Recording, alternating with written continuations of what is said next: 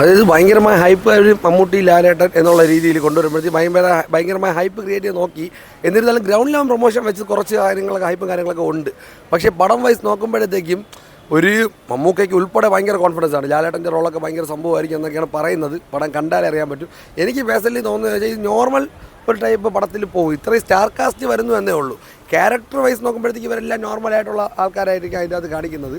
പടം എനിക്ക് ഭയങ്കരമായ രീതിയിലൊരു ഇതുണ്ടാക്കുമെന്ന് എനിക്ക് ഫീൽ ചെയ്യുന്നില്ല. എന്നിരുന്നാൽ പോലും നോർമൽ ഒരു മലയാള പടം അല്ലെങ്കിൽ മഹേഷ് നാരായണൻ്റെ പടങ്ങൾ വെച്ച് നോക്കുമ്പോഴത്തേക്കും ടോപ്പ് ആവാൻ സാധ്യത ഉണ്ട് എന്നൊരു ഫീൽ എനിക്ക് വരുന്നുണ്ട്. ട്രെയിലർ വെച്ച് കണ്ട രീതിയിൽ മമ്മൂക്കയ്ക്ക് ഒരു 100 കോടി അവകാശപ്പെടാൻ പറ്റുമെന്ന് നമുക്ക് ഈ പടത്തിൽ ഈ ഒരു അവസ്ഥ വെച്ച് പറയാൻ വേണ്ടി എനിക്ക് പറ്റില്ല. കാരണം വെച്ചാൽ മമ്മൂക്കയുടെ കിടിലം പടങ്ങളായ കണ്ണൂർ സ്കോർ ഉൾപ്പെടെ 100 കോടിയുടെ പടങ്ങളാണ്. ആ പടങ്ങൾ പോലും വരാത്ത സ്ഥിതിയിൽ അത്രയും ഒരു പോസിറ്റീവ് റെസ്പോൺസ് ഇതിന് വന്നു കഴിഞ്ഞാൽ ചിലപ്പം കയറാൻ സാധ്യത ഉണ്ട്. കാരണം ഇത്രയും വലിയ ബിഗ് സ്റ്റാർസ് ഉണ്ട്. ലാലേട്ടൻ്റെ ക്യാമിയും കാര്യങ്ങളുണ്ട്. മമ്മൂക്ക തന്നെ പറഞ്ഞിട്ടുണ്ട് ലാലേട്ടൻ്റെ ക്യാമിയോ ഒക്കെ ഭയങ്കര സെറ്റായിരിക്കുമെന്ന്. അതിന് എന്താണെന്ന് നാളെ കണ്ടാലേ അറിയാൻ പറ്റും. 100%. കാരണം പടം മമ്മൂക്ക പടമാണ്. അത് 100% പടത്തിൻ്റെ ഡയറക്ടർ പറഞ്ഞിട്ടുണ്ട്. മമ്മൂക്ക പടമാണ്. അതിൽ ഗസ്റ്റായിട്ടും അതിൽ സബ് ആക്ടേഴ്സായിട്ടാണ് ബാക്കിയുള്ളവരെ കൊണ്ടുവരുന്നത് പടത്തിൻ്റെ ഡയറക്ടർ പറഞ്ഞിട്ടുണ്ട്. ഇതിപ്പോൾ 100 കോടി മമ്മൂക്ക അടിക്കുകയാണെന്നുണ്ടെങ്കിൽ ബാക്കിയുള്ള ഫാൻസ് ചിലപ്പോൾ അവർക്ക് വേണ്ടി ചെയ്തതാണെന്ന് പറയും. 100 കോടി അടിച്ചില്ലെങ്കിൽ ഇത് മമ്മൂക്കയുടെ തലയിടും. മമ്മൂക്ക ഉള്ളതുകൊണ്ടാണ് അതേ നടക്കാൻ പോകണുള്ളൂ.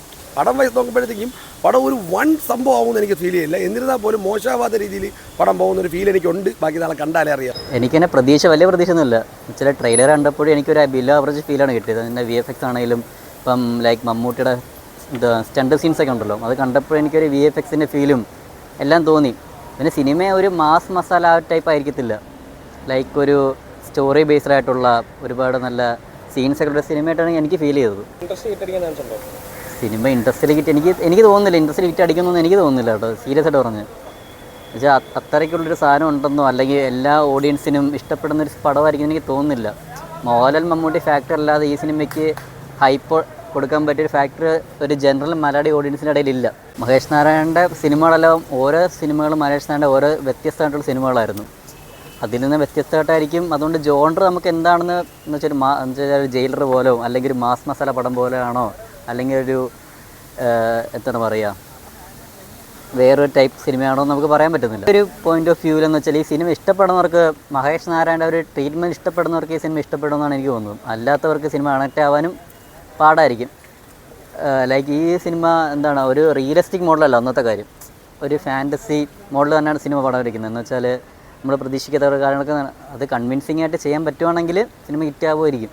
ഹിറ്റാവട്ടെ അത് നമുക്കൊരു നല്ലൊരു എക്സ്പീരിയൻസ് കിട്ടട്ടെ എന്നാണ് ആഗ്രഹം. ഈ ഫാൻസുകാരാണ് സത്യം പറഞ്ഞാൽ ഈ സിനിമ ഒരു നെഗറ്റീവായിട്ടുള്ള മെയിൻ കാരണം തന്നെ എനിക്ക് ഫീൽ ചെയ്യുന്നത്. ലൈക്ക് ഈ മലക്കോട്ടെ വാലിമ പോലത്തെ പടമാണെങ്കിൽ പോലും, കാതൽ പോലത്തെ പടമാണെങ്കിൽ പോലും ഈ ഫാൻസുകാർ വന്നിട്ട് എന്താണ് അവർ പ്രതീക്ഷ വരുന്ന ആ ഒരു എൻജോയ്മെൻറ്റ് അല്ലെങ്കിൽ ആ ഒരു വാവ് ഫാക്ടർ കിട്ടിയില്ലെങ്കിൽ അവർ ഒരുപാട് നിരാശരാകും. അങ്ങനെ അത് സിനിമയുടെ ഫസ്റ്റ് ഡേ തന്നെ ഒരു നെഗറ്റീവ് ഇമ്പാക്റ്റിന് ചാൻസ് ഉണ്ട്. ഒരു പ്രതീക്ഷയില്ലാതെ നോർമൽ ഓഡിയൻസ് ആയിട്ട് പോവുക, സിനിമ കാണുക, വരിക. അപ്പോൾ നാളെയാണ് നമുക്ക് പാട്രിയോട്ട് റിലീസ് May 1.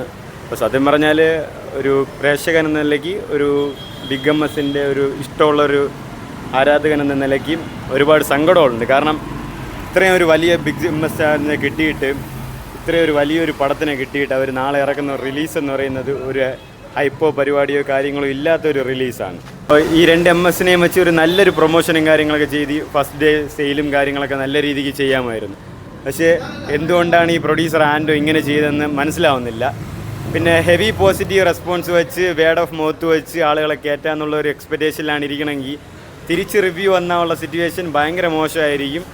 അപ്പോൾ എന്താണെന്ന് നാളെ അറിയാം. ഫസ്റ്റ് ഡേ കണ്ടിട്ട് നാളെ ഞാനും എത്തുന്നുണ്ട് സിനിമ കാണാനായിട്ട്.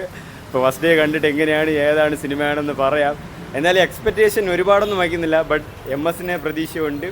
മഹേഷ് നാരായണൻ്റെ ആ ഒരു സിറ്റുവേഷൻ എങ്ങനെയാണെന്ന് പ്രഡിക്റ്റബിൾ അല്ല. എന്നാലും നമുക്ക് കണ്ടു നോക്കാമെന്നല്ലാതെ നാളെ നോക്കാം. നമുക്ക് എന്തായാലും തീർച്ചയായിട്ടും ബിഗ് എമ്മിൻ്റെ ഒരു കിടിലം വരവ് തന്നെ ഉണ്ടാകും. അടുത്ത ഇൻഡസ്ട്രി ഹിറ്റിന് വേണ്ടിയിട്ടാണ് വെയിറ്റ് ചെയ്യുന്നത്. ആദ്യം പറഞ്ഞാൽ ഇങ്ങനെ ട്രോളുന്നതിലൊക്കെ ഒരുപാട് സങ്കടമുണ്ട്. മമ്മൂക്കയ്ക്ക് 100 കോടി ഇല്ല എന്നുള്ളതൊക്കെ. ബട്ട് എന്നിരുന്നാലും കിട്ടണം. ഇപ്പോൾ ഉള്ള പയന്മാരെയൊക്കെ അടിക്കുന്നില്ലേ. അപ്പോൾ പിന്നെ മമ്മൂക്കയ്ക്ക് കിട്ടിയില്ലെങ്കിൽ പിന്നെ ഈ പടത്തിലെങ്കിലും കിട്ടിയേ പറ്റും. ഈ പടത്തിൽ കിട്ടിയില്ലെങ്കിൽ അടുത്ത പടത്തിൽ കിട്ടുമെന്ന് എനിക്കൊരു സംശയമുണ്ട്. അപ്പോൾ എന്തായാലും ഈ ഒരു 100 കോടി ഇതിൽ കിട്ടിയിരിക്കണം.